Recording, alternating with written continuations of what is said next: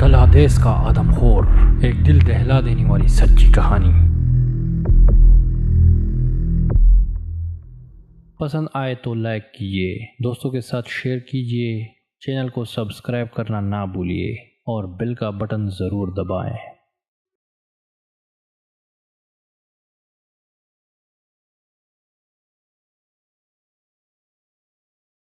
آدم خور کی وجہ سے ان دیہاتوں کا آپس میں رابطہ منقطع تھا، اس لیے یہ لوگ آدم خور کے آخری شکار سے بے خبر تھے، اور اس لیے ہمیں معلوم نہیں تھا کہ ہمیں کس سمت اور کتنا دور جانا ہوگا۔ اس لیے مجھے نہیں علم تھا کہ اگلی بار کھانا ہم کہاں اور کب کھائیں گے۔ میں نے اپنے ساتھیوں کو اچھی طرح پیٹ بھرنے اور پھر پیچھے آنے کا کہا۔ انہیں یہ بھی میں نے ہدایت کی کہ اکٹھے چلتے ہوئے وہ جب آرام کرنے کے لیے بیٹھے تو صرف ہر طرف سے کھلی جگہ کا انتخاب کرے۔ واپس اسی راستے پر پہنچ کر جس سے ہم آئے تھے، میں وادی کا جائزہ لینے کے لیے رک گیا۔ میرے نیچے دریائے سردا کی وادی تھی جس سے چل کر ہم آئے تھے۔ وادی پر ابھی تک روشنی نہیں پڑی تھی اور گھوم پھر کر یہ دریا کافی آگے تنگ پور پہنچتا تھا۔ تنگ پور سے آگے دریا چمکیلی پٹی کی صورت میں افق تک جاتا دکھائی دیتا تھا۔ چکا بھی ابھی سائے میں تھا اور جزوی طرف پر دھند میں چھپا ہوا تھا، تاہم مجھے ٹاک کو جانے والا راستہ بخوبی دکھائی دے رہا تھا، جس کی چپے چپے سے 10 سال قبل ٹاک کے آدم خور کا پیچھا کرتے ہوئے میں واقف ہوا تھا۔ ٹاک کا گاؤں کئی 100 سال قبل کماؤں کے حکمران چند راجاؤں کی جانب سے پر ناگری کے مندروں کی پجاریوں کو تحفتاً دیا گیا تھا۔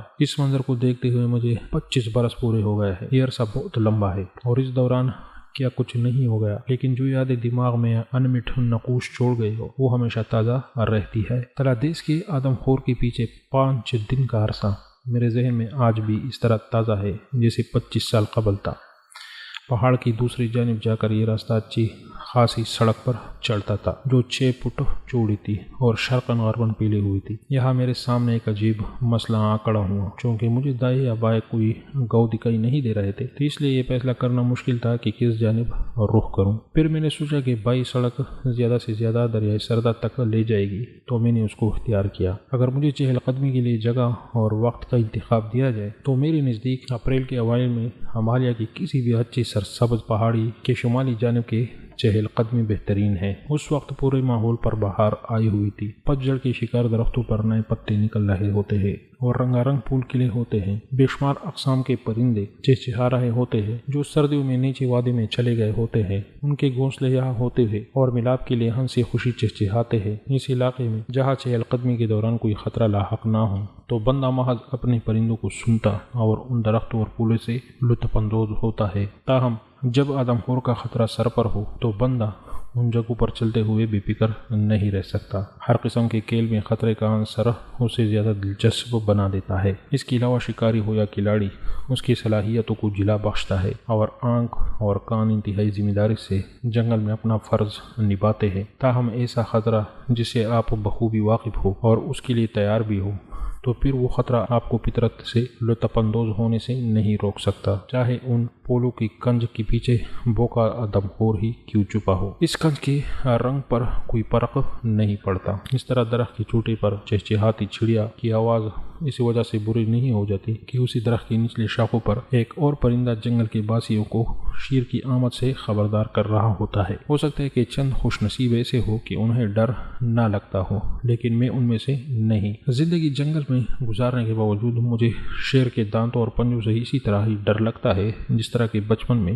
میگک اور مجھے شیر نے ڈرا کر بگایا تھا۔ تاہم اس خطرے کا سامنا کرنے اور اس کو حواس پر طاری نہ کر لینے کی وجہ سے اب میں اس بچے سے بہت مختلف ہوں جو اس دن میگک کے ساتھ جنگل میں شیر کا سامنا ہونے کے بعد ڈر کر بھاگا تھا۔ اس وقت مجھے ہر طرف سے ڈر لگتا تھا اور ہر آواز مجھے ڈراتی تھی، لیکن اب مجھے علم تھا کہ خطرہ کن جگہوں سے ہو سکتا ہے اور کون سی آواز ایسی ہے جس پر توجہ دینے کی ضرورت نہیں اور کس آواز کو پوری توجہ سے سننا ہے۔ اس کے علاوہ ان دنوں کے برعکس کہ جب مجھے گولی چلانے پر یقین نہیں ہوتا تھا کہ گولی نشانے پر لگے گی بھی یا نہیں، اب مجھے علم تھا کہ میں جہاں چاہوں گولی وہی لگے گی۔ تجربے سے اعتماد بڑھتا ہے اور یہ دونوں اکیلے اور پیدل آدم خور کے شکار کے دوران قیمتی اثاثہ بن جاتے ہیں۔ ان کے بغیر جنگل میں پیدل آدم خور کے شکار پر نکلنا خودکشی کا انتہائی احمقانہ اور دردناک طریقہ ہے۔ جس راستے پر میں چل رہا تھا وہ آدم خور کی سلطنت سے گزرتا تھا۔ جگہ جگہ ناخن کچلنے کے نشانات اس بات کی واضح نشانی تھی کہ آدم خور یہاں بکثرت آتا رہتا ہے۔ تاہم یہ نشانی کافی پرانے تھے اور ان سے آدم خور کی پہچان ناممکن تھی۔ ان کے علاوہ تنوے، سانبر، ریچھ، کاکڑ اور سور کی بھی پگ موجود تھے۔ پرندوں اور پھولوں کی بے شمار اقسام یہاں موجود تھی۔ اس کے علاوہ پورے درختوں یا ان کے شاخوں پر پھولدار بیلیں چڑھی ہوئی تھی۔ یہاں ایک پھولدار درخت پر میں نے ہمالیائی ریچھ کا بنایا ہوا انتہائی خوبصورت گھونسلہ دیکھا تھا۔ زمین سے 40 فٹ کی بلندی پر بلوط کا یہ درخت شاید برف کے وزن یا پھر کسی طوفان سے ٹوٹ گیا تھا۔ جس جگہ تنا ٹوٹا تھا وہاں سے بہت سارے شاخیں نکل آئی تھی جن کی موٹائی انسانی بازو کی برابر رہی ہوگی۔ اس جگہ کافی کئی اگی ہوئی تھی اور اس کئی پر پھول اگائے تھے۔ اس تنے پر شاخوں کو توڑ موڑ کر ریچھ نے اپنا گھونسلہ بنایا تھا۔ اپنے گھونسلے کے لیے ریچھ جن درختوں کا انتخاب کرتے ہیں ان کی شاخیں لچکدار ہوتی ہے اور موڑے جانے پر ٹوٹتی نہیں۔ تاہم ان گھونسلوں کا افزائش نسل سے کوئی تعلق نہیں ہوتا اور عموماً 2000 سے 8000 کی بلندی تک ملتے ہیں۔ اس سے کم بلندی پر جب ریچھ جاتے ہیں تو ان کا کام جنگلی آلو بخارے اور شہد کی تلاش ہوتا ہے۔ یہاں گھونسلوں میں ریچھ چیونٹی اور مکھیوں سے بچے رہتے ہیں۔ زیادہ بلندی پر بنے ہوئے گھونسلوں میں ریچھ دیگر جانوروں کی مداخلت سے بچ کر دھوپ سینکتے ہیں۔ جب کوئی راستہ دلچسپ ہو تو اس کی لمبائی کا احساس نہیں ہوتا۔ 1 گھنٹہ چلا ہوں گا کہ گھاس سے ڈکی ایک چٹان سامنے آئی جس کے نیچے ایک گاؤں تھا۔ جب میں وہاں پہنچا تو پورا گاؤں میری استقبال کے لیے نکل آیا۔ میں اکثر یہ سوچتا ہوں کہ کیا دنیا کے کسی دوسرے کونے میں اگر کوئی انجان مسافر کسی دیہات میں اچانک جا پہنچے تو کیا اس کا استقبال اتنے والہانہ انداز میں کیا جائے گا جتنا کہ کماؤ کے علاقے کے ہر گاؤں میں ہوتا ہے۔ مجھے یقین ہے کہ پیدل اور اکیلا آنے والا میں یہاں پہلا سفید پام بندہ تھا، لیکن میرے پہنچنے تک نہ صرف قالین بچھ گیا تھا بلکہ میرے لیے ایک موڑا بھی لا کر رکھ دیا گیا تھا۔ ابھی میں اس پر بیٹھا ہی تھا کہ میرے ہاتھ میں دودھ سے بھرا جس کا گلاس تما دیا گیا۔ چونکہ میں ساری زندگی کماؤ کے علاقے میں رہا ہوں تو اس لیے ان علاقوں کے مختلف لہجوں سے بخوبی واقف ہوں اور ان کی بات سمجھ سکتا ہوں۔ میرے ہاتھ میں ریپل سے تو انہیں پتہ چل گیا تھا کہ میں آدم خور سے ان کا پیچھا چھڑانے آیا ہوں، لیکن یہ بات ان کی سمجھ سے باہر تھی کہ میں اتنی صبح سویرے یہاں کیسے پہنچا جبکہ نزدیک ترین ڈاک بنگلہ بھی 30 میل دور تھا۔ جتنی دیر میں دودھ پیتا سگریٹ تقسیم ہو گئے، جھجک بھی کم ہوئی اور جب میں نے ان کے سارے سوالوں کے اطمینان بخش جوابات دے دیے تو میں نے ان سے بھی کچھ سوالات پوچھے۔ اس گاؤں کا نام تملی تھا۔ اس گاؤں سے آدم خور اکثر خراج وصول کرتا رہتا تھا۔ کچھ لوگوں کے مطابق 8 سال جبکہ دیگر کے خیال میں 10 سال سے آدم خور سرگرم تھا۔ تاہم اس بات پر سبھی متفق تھے کہ آدم خور اسی سال نمودار ہوا جب بچی سنگھ نے لکڑیاں کاٹتے کاٹتے اپنا پیر کاٹ لیا تھا اور دان سنگھ کا کالا بیل جو اس نے 30 روپے خرچ کر کے خریدا تھا پہاڑی سے نیچے گر کر مر گیا تھا۔ آدم خور کا آخری شکار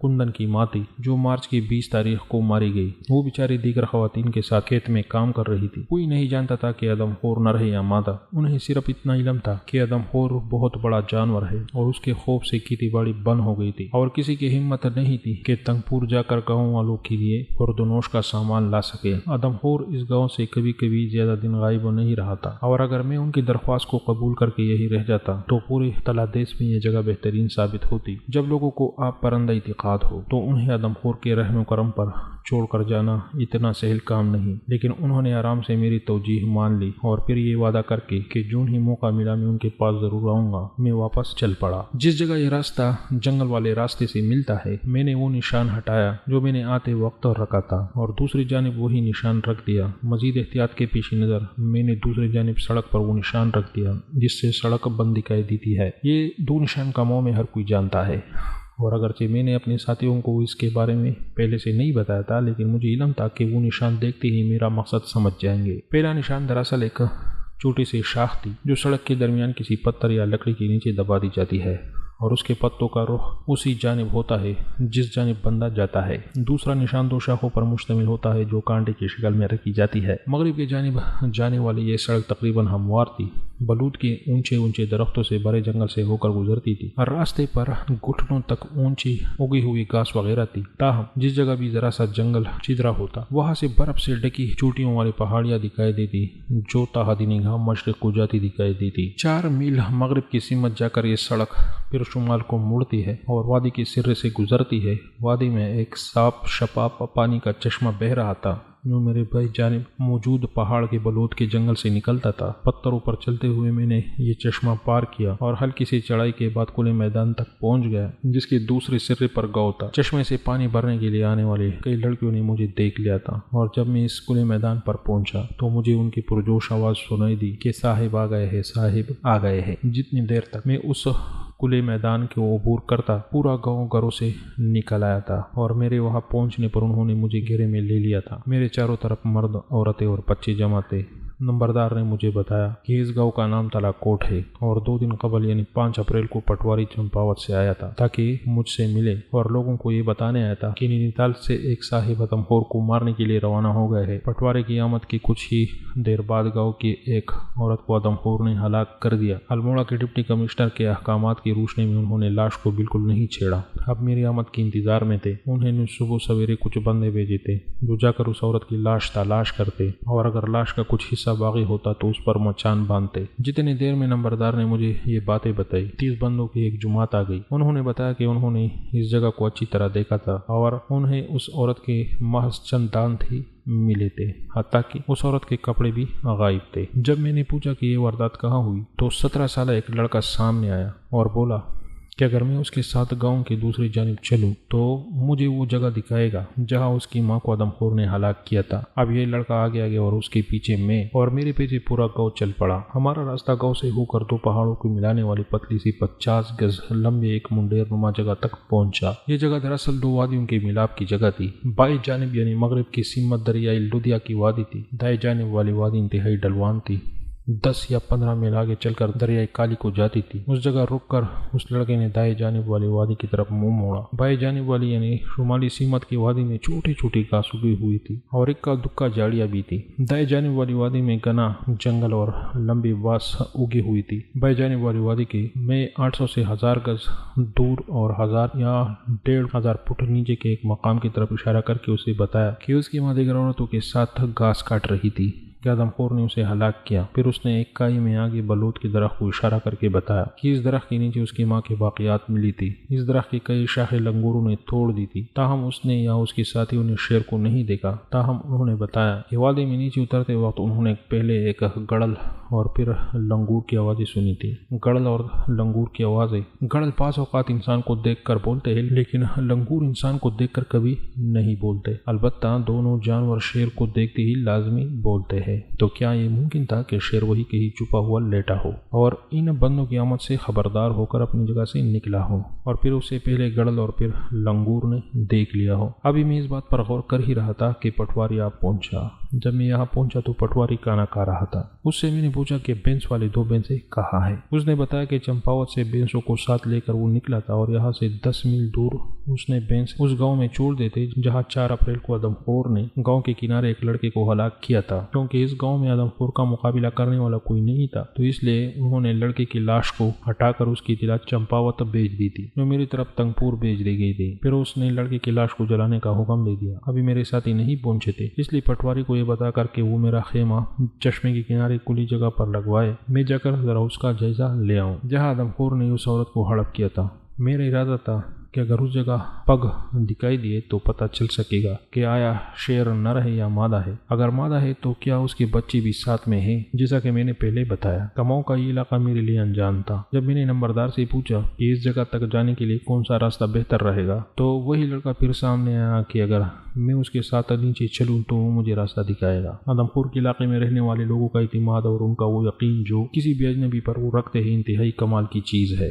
ये लड़का जिसका नाम बाद में मुझे डंगर सिंह बताया गया उसकी एक वाज़ेह मिसाल था। साल से डंगर सिंह आदमखोर के इलाके में रह रहा था और अभी घंटा भर पहले ही वो अपनी माँ की लाश के वाक़यात लेकर वापस लौटा था, अकेला और गैर मुसल्लह होने के बावजूद। अब डंगर सिंह एक ऐसे मुकम्मल अजनबी बंदे के साथ उस जगह जाने को तैयार था जहां उसने गड़ल और लंगूर की आवाज़ सुनकर आदमखोर की मौजूदगी का यकीन कर लिया था। और ये वही आदमखोर था जिसने उसकी मां को हलाक करके पेट भरा था। ये सच है कि कुछ देर कबल वो इसी जगह से लौटा था, लेकिन उस वक्त उसके पास 130 अपराध भी थे और बड़ी जुमात हमेशा ही महफूज होती है। इस खाई में उस जगह से उतरने का कोई रास्ता नहीं था।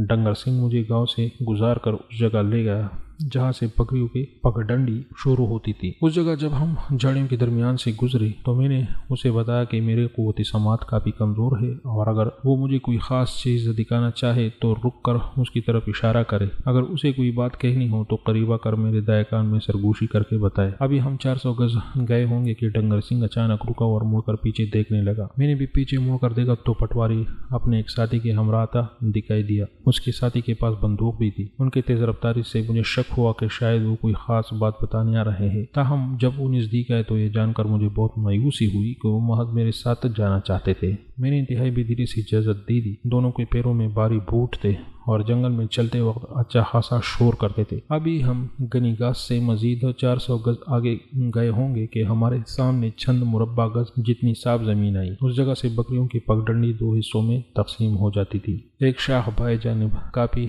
گہرے کائی کو جبکہ دوسرے دائیں جانب پہاڑی کو گھوم کر جاتی تھی۔ اس جگہ ڈنگر سنگھ نے رک کر کائی کی جانب اشارہ کیا اور پھر میرے کان میں سرگوشی کر کے بولا کہ اس کائی میں اس کی ماں کو آدم خور نے کہا تھا۔ چونکہ میں نہیں چاہتا تھا کہ اس جگہ کی زمین پر بوٹوں کے نشانات شیر کی پگوں کو خراب کرے، میں نے ڈنگر سنگھ سے کہا کہ وہ ان دونوں بندوں کے ساتھ وہی رکے اور میں نے نیچے جا کر کائی میں دیکھتا ہوں۔ ابھی میں نے اپنی بات پوری کی تھی کہ اچانک ڈنگر سنگھ مڑا اور پہاڑی کے اوپر کی جانب دیکھنے لگا۔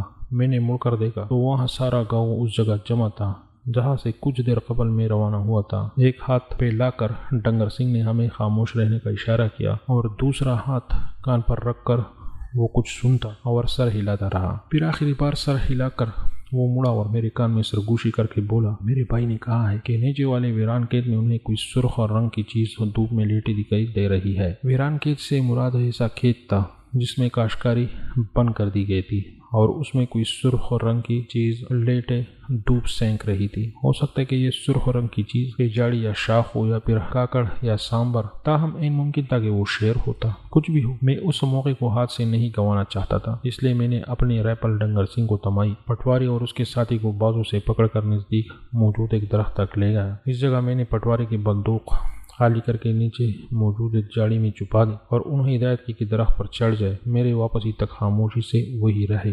جتنی خوشی سے وہ لوگ درخت پر چڑھ کر بلند ترین شاخوں پر براجمان ہو گئے، اس سے مجھے یقین ہو گیا کہ گاؤں سے نکلتے وقت اور اب ان کے ارادوں میں زمین آسمان کا فرق تھا۔ دائیں جانب والی بکریوں کی پگڈنڈی سے ویران کھیت تک جاتی تھی اور اس جگہ کافی بڑے گھاس اگی ہوئی تھی۔ یہ کھیت 100 گز لمبا اور میرے پاس اس کھیت کی چوڑائی 10 فٹ، جب دوسرے سرے پر اس کا اختتام چجی پر ہوتا تھا۔ 50 گز تک سیدھا جانے کے بعد یہ کھیت بائیں مڑ جاتا تھا۔ جب ڈنگر سنگھ نے مجھے اس جانب دیکھتے پایا تو اس نے بتایا کہ دوسرے سرے سے ہمیں ویران کھیت کی وہ جگہ دکھائی دی گی جہاں اس کی بائی نے وہ سرخ چیز دیکھی تھی۔ کھیت کے اندرونی کنارے کے ساتھ جھک کر گھٹنوں اور کوہنیوں کے بل رینگتے ہوئے ہم اس کھیت کے کنارے تک پہنچے اور ہاتھوں سے گھاس کو ہٹا کر سامنے دیکھا۔ ہمارے سامنے نیچے چھوٹی سی وادی تھی جس کے دوسرے سرے پر گھاس سے بڑی ڈھلوان تھی جس کا دوسرا سرا بلوط کے چھوٹے درختوں سے بھرا تھا۔ ان درختوں کے پیچھے گہری کائی تھی جس میں آدم خور نے ڈنگر سنگھ کی ماں کو کہا تھا۔ یہ گھاس والی ڈھلوان 30 گز چوڑے ہوگی اور اس کے نیچے ایک چوٹی تھی جس کے نیچے آگے درختوں کو دیکھ کر یہ اندازہ لگانا مشکل نہ تھا کہ یہ چوٹی 80 سے 100 فٹ اونچی ہوگی۔ اس ڈھلوان پر ہمارے جانب والے سرے پر ایک کھیت تھا جو 100 گز لمبا اور 10 گز چوڑا ہوگا۔ یہ کھیت جو ہمارے سامنے بالکل سیدھا تھا، پر ہمارے جانب والے کنارے پر گھاس اگی ہوئی تھی۔ باقی حصے پر خوشبودار جڑی بوٹی تھی جو عموماً 4000 سے 5000 کی بلندی پر عام ملتی ہے۔ گھاس کے اس علاقے پر سورج کی روشنی میں ایک دوسرے سے 10 فٹ کے فاصلے پر 2 شیر لیٹے ہوئے تھے۔ نزدیکی شیر کی کمر ہماری جانب اور سر پہاڑی کی جانب تھا۔ دوسرے شیر کا پیٹ ہماری جانب جبکہ اس کی دم پہاڑی کی جانب تھی۔ دونوں ہی بے خبر سو رہے تھے۔ نزدیکی شیر پر گولی چلانا زیادہ آسان تھا، لیکن مجھے خطرہ ہوا کہ گولی کے دھماکے سے دوسرا شیر بیدار ہوتی ہی سیدھی پہاڑی سے نیچے اتر جائے گا جہاں کافی گھنی جھاڑیاں وغیرہ تھی۔ اس کا سر اسی جانب تھا، تاہم اگر میں دوسرے شیر پر پہلی گولی چلاؤں تو گولی کے دھماکے کے علاوہ اس کے دھکے کو سن کر دوسرا شیر یا تو سیدھا پہاڑی کی جانب بھاگے گا جہاں جھاڑیاں اتنی گھنی نہیں تھی، یا پھر وہ سیدھا میرے جانب آئے گا۔ اس لیے میں نے فیصلہ کیا کہ دور والے شیر پر پہلی گولی چلاؤں۔ درمیانی فاصلہ تقریباً 150-120 گز ہوگا۔ اور چونکہ شیر بالکل سامنے ہی تھا اس لیے گولی کو اٹھانے کی کوئی ضرورت نہیں تھی۔ عموماً ہمالیہ کے پہاڑی علاقوں میں شکار کرتے وقت اس بات کا خاص خیال رکھنا پڑتا ہے۔ کھیت کے کنارے پر میں نے رائفل کو رکھا اور ہر ممکن احتیاط سے اس جگہ کا نشانہ لے کر جہاں میرے خیال میں اس شیر کا دل ہوگا میں نے آہستگی سے لبلبی دبا دی۔ اس شیر نے روح تک نہ ہلایا، جبکہ دوسرا شیر ایک لمحے میں بیدار ہو کر چھلانگ لگا کر 5 فٹ اونچے کنارے پر چڑھا جو کھیت اور برساتی نالے کے درمیان منڈیر کا کام دیتا تھا۔ اس جگہ دوسرا شیر میرے سامنے آن کھڑا ہوا، گردن موڑ کر اپنے ساتھی کو دیکھ رہا تھا۔ گولی لگتے ہی یہ شیر اچھلا اور سیدھا برساتی نالے میں گر کر میرے نظروں سے اوجھل ہو گیا۔ دوسری گولی چلتے ہی میں نے پہلے شیر کے پاس موجود گھاس میں حرکت دیکھی۔ کوئی بڑا جانور سیدھا کھیت میں دوڑ رہا تھا۔ دیگر 2 شیروں کے اتنے قریب سے بھاگنے والا جانور صرف ایک اور شیر ہی ہو سکتا تھا۔ مجھے وہ جانور تو دکھائی نہیں دیا، لیکن اس کی حرکت سے ہلنے والی جڑیوں سے مجھے اس کا پتہ چلتا رہا۔ 200 گز کی پتی اٹھا کر میں نے انتظار کیا کہ وہ جانور کب جڑیوں سے نکلتا ہے۔ اچانک ہی ڈھلوان پر مجھے شیر بھاگتا دکھائی دیا۔ اس جگہ میں نے محسوس کیا کہ ڈھلوان دائیں جانب کو مڑ رہی تھی۔ میں جس سرے پر تھا وہ بائیں جانب مڑتا تھا، اس لیے شیر میرے سامنے تقریباً آڑا تھا جب میں نے اس پر گولی چلائی۔ میں نے گولی کھاتے ہی جانوروں کو گرتے دیکھا ہے اور گولی کھا کر انہیں گول گیند کی شکل میں بھی تبدیل ہوتے بھی دیکھا ہے، لیکن جس طرح بظاہر یہ شیر بنا وہ ناقابل یقین تھا۔ چند لمحے تک یہ شیر وہی پڑا رہا، پھر نیچے کو پھسلنے لگا۔ اس کے پیر آگے تھے، پھسلنے کے ساتھ ساتھ اس کی رفتار بھی بڑھتی گئی۔ اس کے عین نیچے چٹان کے کنارے سے چند فٹ پر بلوط کا ایک درخت تھا جو 10 یا 12 انچ موٹا ہوگا۔ شیر کا پیٹ اس درخت سے جا ٹکرایا اور اگلی ٹانگیں ایک جانب جبکہ دم اور دیگر 2 ٹانگیں دوسری جانب لٹک گئی۔ رائفل کو کندھے سے اور انگلی کو لبلبے پر رکھے میں منتظر رہا، لیکن شیر نے کوئی حرکت نہ کی۔ اٹھ کر میں نے پٹواری اور اس کے ساتھی کو نیچے اترنے کا اشارہ کیا جہاں وہ بیٹھے تھے۔ وہاں سے انہیں سارا منظر بخوبی دکھائی دے رہا تھا۔ ڈنگر سنگھ جو میرے ساتھ ہی لیٹا تھا اب خوشی اور جوش کے مارے ناچ رہا تھا۔ جس طرح وہ اوپر موجود دیہاتوں اور پھر شیروں کو دیکھ رہا تھا تو اس سے صاف لگ رہا تھا کہ اس کے پاس انہیں سنانے کے لیے اچھی خاصی کہانی ہے۔ جب میں نے 2 شیروں کو ایک دوسرے کے نزدیک سویا ہوا دیکھا تو میں نے یہ نتیجہ نکالا کہ آدم خور نے اپنا ساتھی تلاش کر لیا ہے، لیکن جب میری تیسری گولی پر تیسرا شیر بھی گرا تو مجھے یقین ہو گیا کہ میرا مقابلہ آدم خور شیرنی اور اس کے 2 بچوں سے ہے۔ ان تینوں میں سے ماں کون سی تھی اور بچے کون سے ہیں یہ کہنا مشکل ہے، کیونکہ رائفل سے نشانہ لیتے وقت تینوں ہی شیر ایک جیسی جسامت کے حامل دکھائی دیے تھے۔ ان تینوں میں سے ایک تلادیس کا آدم خور تھا، یہ اس میں کوئی شک نہیں۔ ان پہاڑی علاقوں میں شیر خال خال دکھائی دیتے ہیں اور یہ 3 شیر اس جگہ کے اتنے نزدیک تھے جہاں آدم خور نے آخری شکار کیا تھا۔ بچوں کو ماں کے گناہوں کی سزا بھگتنی پڑی۔ بے شک دودھ چھوڑنے کے بعد سے انہوں نے ماں کے ساتھ مل کر انسانی گوشت کھایا تھا، لیکن اس کا یہ مطلب نہیں کہ جب وہ اپنے ماں سے الگ ہوتے تو آدم خوری کی عادت جاری رکھتے۔ اگرچہ کم ہو کہ آدم خور نامی میری کتاب چھپنے کے بعد سے اس موضوع پر بہت کچھ کہا گیا ہے، لیکن میں ابھی بھی اس بات پر یقین رکھتا ہوں کہ آدم خور شیروں کے بچے ہندوستان کی اس علاقے میں جس کے بارے میں لکھ رہا ہوں محض اس وجہ سے آدم خور نہیں بن جاتے کہ انہوں نے بچپن میں انسانی گوشت کھایا تھا۔ کھیت کے کنارے بیٹھ کر ٹانگیں جلاتے ہوئے میں نے رائفل کو اپنے گھٹنوں پر رکھا اور اپنے ساتھیوں کو سگریٹ دیے۔ میں نے انہیں خبردار کیا کہ سگریٹ ختم ہونے پر میں نیچے جا کر برساتی نالے میں گرے ہوئے شیر کو دیکھوں گا۔ مجھے اس بات کا پورا یقین تھا کہ وہ شیر مر چکا ہے، لیکن چند منٹ بیٹھ کر اپنی اس کامیابی پر خوشی منانے میں کوئی حرج نہیں تھا۔ تلادیس آمد کے 1 گھنٹے کے اندر اتفاق سے میں نے نہ صرف چند سیکنڈ کے وقفے سے آدم خور شیرنی کو ہلاک کر دیا تھا جس نے کئی 100 مربع میل کے علاقے میں 8 سال سے دہشت پھیلا رکھی تھی، بلکہ اس کے 2 بچے بھی شکار کر لیے تھے۔ ہر شکاری جب وہ شکار پر نکلتا ہے تو انتہائی جوش کی حالت میں چلائی ہوئی گولیاں نشانے پر لگی تو اسے بہت خوشی ہوتی ہے، اور یہ خوشی اس وقت اور بھی بڑھ جاتی ہے جب اسے علم ہو جائے کہ اسے کسی زخمی شیر کا پیچھا نہیں کرنا اور زخمی شیر کے پیچھے جانے کی نتائج کی فکر نہیں کرنی۔ تاہم میرے ساتھیوں نے میری کامیابی کو قسمت سے نہیں جوڑا۔ انہوں نے کسی بھی ناکامی سے بچنے کے لیے نینیتال سے نکلتے وقت وہاں کے بوڑھے پنڈت سے صبر کا آغاز کے لیے مبارک گھڑی معلوم کی تھی، اور تلادیس پہنچنے تک کسی بھی برے شگون سے سامنا نہیں کرنا پڑا تھا۔ اسی طرح اگر میں ناکام رہتا تو بھی اس میں میری بدقسمتی نہیں تھی، کیونکہ چاہے جتنی بھی احتیاط اور نشانے سے گولی چلائی جائے، جس جانور کی موت کا وقت مقرر نہیں وہ نہیں مر سکتا۔ شکار پر میرے ساتھ جو افراد ہوتے ہیں ان کی اعتقادات میرے لیے کافی دلچسپی کا باعث ہوتے ہیں۔ میں اپنا سفر کبھی بھی جمعے کے دن شروع نہیں کرتا، اس لیے میں پہاڑیوں کے ان اعتقادات پر نہیں ہنس جن کے مطابق منگل اور بدھ کو شمال کی جانب، جمعرات کو جنوب کی جانب، مشرق کو پیر اور ہفتے کے دن جبکہ اتوار یا جمعے کو مغرب کی سمت سفر کرنے سے گریز کرنا چاہیے۔ اگرچہ کسی بھی خطرناک سفر کے آغاز کے دن کا انتخاب اپنے ہمراہیوں پر چھوڑنا معمولی سی بات ہے، لیکن اس سے بھی بہت بڑا فرق پیدا ہو سکتا ہے۔ اجازت نہ دینے کی صورت میں سارا سفر کسی انجان حادثے کی فکر میں ضائع ہو جاتا ہے، جبکہ اجازت دینے کی صورت میں وہی سفر انتہائی خوشگوار ماحول میں طے ہوتا ہے۔ ہم چاروں افراد کھیت کے کنارے بیٹھے سگریٹ ختم کرنے ہی والے تھے کہ اچانک تیسرا شیر جو بلوط کے تنے سے ٹکا ہوا تھا اچانک ہلنے لگا۔ بظاہر اس کے جسم کا خون اس کے سر کی جانب جمع ہونے لگا تھا، جس کی وجہ سے اگلا حصہ زیادہ بھاری ہوا اور شیر نیچے کی جانب سے سر کے بل پھسلنے لگا۔ جب وہ تنے سے ہٹا تو نیچے ڈلوان پر گرتے ہوئے کنارے کو بڑھا۔ کنارے سے پھسل کر ہوا میں ہوتا ہوا شیر نیچے گر رہا تھا کہ میں نے رائفل اٹھائی اور اس پر گولی چلا دی۔ مجھے یہ کہتے ہوئے شرمندگی ہو رہی ہے کہ میرے ذہن میں یہ تھا کہ اتنے خوش نصیب دن میں اگر میں ہوا میں گرتے ہوئے شیر پر بھی گولی چلاؤں تو میرا نشانہ خطا نہیں ہوگا۔ اگلے لمحے شیر نیچے گرا، نظروں سے اوجھل ہو گیا اور نیچے ہلکی سی تٹ کی آواز آئی۔ شیر کو ہوا میں گرتے ہوئے میں نے جو گولی چلائی تھی وہ اسے لگی ہے یا نہیں اس کی کوئی اہمیت نہیں۔ اصل بات یہ تھی کہ اب گاؤں والوں کو شیر کی لاش زیادہ دور سے اٹھانی پڑتی۔ سگریٹ ختم ہو گئے تو میں نے اپنے ساتھیوں سے کہا کہ وہ یہی رکے اور میں نیچے جا کر برساتی نالے میں گرے شیر کا جائزہ لے کر آتا ہوں۔ اس جگہ پہاڑی انتہائی ڈلوان تھی اور ابھی میں بمشکل 50 فٹ گیا ہوں گا کہ ڈنگر سنگھ نے مجھے پکارا، صاحب وہ دیکھے شیر جا رہا ہے۔ میں نے سوچا کہ میرے نیچے برساتی نالے والا شیر بھاگ رہا ہے اور میں نے بیٹھ کر رائفل اٹھائی اور اپنے خیال میں سامنے سے آنے والے شیر پر گولی چلانے کو تیار ہو گیا۔ یہ دیکھتے ہی ڈنگر سنگھ پھر چیخا کہ اس طرف نہیں صاحب بلکہ دوسری طرف۔ پوری خطرے کی فکر سے آزاد ہو کر میں نے سر موڑا۔ ڈنگر سنگھ کو دیکھا تو وہ اس جانب اشارہ کر رہا تھا جہاں اس کی ماں کو آدم خور نے کہا تھا۔ پہلے تو مجھے کچھ نہ دکھائی دیا، پھر اچانک میں نے ترچھی پہاڑ کے اوپر کی جانب دیکھتے ہوئے شیر کو دیکھا۔ شیر انتہائی لنگڑا کر چل رہا تھا اور ایک وقت میں بمشکل 3 یا 4 قدم اٹھاتا اور پھر رک جاتا۔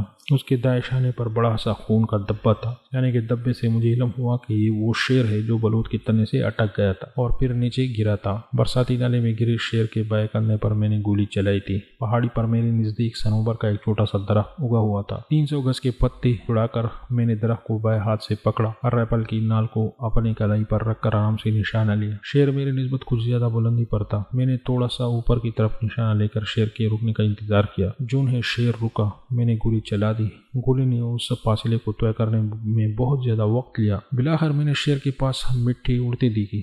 اسی وقت شیر آگے جھکا، آہستگی سے آگے بڑھا۔ میں نے ہلکا سا نشانہ غلط لیا تھا، تاہم اب مجھے بالکل درست اندازہ ہو گیا اور شیر کی ہلاکت کے لیے محض ایک گولی درکار تھی۔ وہ گولی جو میں نے اس کے ہوا میں گرتے وقت اس پر ضائع کر دی تھی۔ خالی رائفل ہاتھ میں لیے میں نے شیر کو آہستگی اور تکلیف سے پہاڑ پر چڑھتے دیکھا۔ چند لمحے کی تذبذب کے بعد شیر دوسری جانب غائب ہو گیا۔ ہمارے میں جن شکاریوں نے شکار نہیں کیا وہ اسے میرے حماقت سمجھیں گے کہ میرے پاس اشاریہ 275 کی ہلکی رائفل تھی، محض 5 گولیاں تھی اس میں۔ اس کی وجہ کچھ یوں ہے کہ ایک تو اس رائفل کو میں گزشتہ 20 سال سے استعمال کر رہا تھا اور میں اس سے اچھی طرح واقف تھا۔ دوسرا یہ کہ یہ رائفل ہلکی لیکن نشانے میں بلا کی سچی اور 300 گز پر آزمائی ہوئی تھی۔ تیسرا یہ کہ کرنل باربر نے مجھے بھاری رائفل کے استعمال سے منع کیا تھا اور یہ کہ ہلکی رائفل سے بھی بلا ضرورت پیر نہ کروں۔ جہاں تک 5 گولیوں کی بات ہے تو اس وقت میں شیروں کے شکار پر نہیں بلکہ اس نیت سے نکلا تھا کہ اس گاؤں کو تلاش کر سکوں جہاں آدم خور نے آخری شکار کیا تھا، اور اگر وقت ملتا تو اس مقام پر بینسا باندھ تھا۔ ہلکی رائفل اور 5 گولیاں پھر بھی کافی ہوتی اگر میں نے وہ ایک اہم ترین گولی غلط نہ چلائی ہوتی۔ اتنی دیر میں میرے ساتھی گاؤں پہنچ چکے تھے۔ سارا منظر انہوں نے اپنے آنکھوں سے دیکھا تھا۔ انہیں علم تھا کہ میرے پاس محض 5 گولیاں تھی اور 5ویں گولی چلنے کے بعد بھی جب انہوں نے شیر کو آگے بڑھتے اور پہاڑ کی دوسری جانب غائب ہوتے دیکھا تو مادھو سنگھ انتہائی اجلت سے بھاگتے ہوئے میرے پاس مزید گولیاں لے کر آیا۔ گھاس کے علاقے اور برساتی نالے والے شیر این اسی جگہ مرے پڑے تھے جہاں وہ گرے تھے۔ دونوں ہی تقریباً پوری طرح جوان بچے تھے، اس لیے جو شیر زخمی ہو کر فرار ہوا تھا وہ ان کی ماں تھی اور وہی تلا دیس کی آدم خور تھی۔ مادھو سنگھ اور ڈنگر سنگھ کو وہی چھوڑا تاکہ وہ ان شیروں کو گاؤں لے جانے کا بندوبست کرے۔ میں زخمی شیرنی کو تلاش کرنے کی نیت سے نکل کڑا ہوا۔ جس جگہ وہ پہلے گری تھی وہاں سے میں نے خون کے ہلکے دار دیکھی جو اس جگہ تک گئی تھی جہاں میں نے اس پر آخری گولی چلائی تھی۔ اس جگہ میری گولی سے اس کے پشت کے کچھ بال کٹ گئے تھے اور جب اس نے اپنے اوپر میری گولی کی آواز سنی اور آگے جھکی تو مزید کچھ خون بھی گرا۔ اس جگہ سے پہاڑی تک اکا دکا خون کے قطرے تھے۔ کنارے کے بعد کی گھاس پر میں نے ان کے نشانات نہیں دیکھے۔ میرے پاس ہی 100 گز چوڑا اور 300 گز لمبا جھاڑیوں کا علاقہ تھا۔ میرا خیال تھا کہ شیرنی نے اس علاقے میں ہی پناہ لی ہے، لیکن رات ہو رہی تھی اور درست نشانے کے لیے روشنی ناکافی تھی، تو اس لیے میں نے گاؤں واپس لوٹ کر اگلے دن شیرنی کی تلاش کا سوچا۔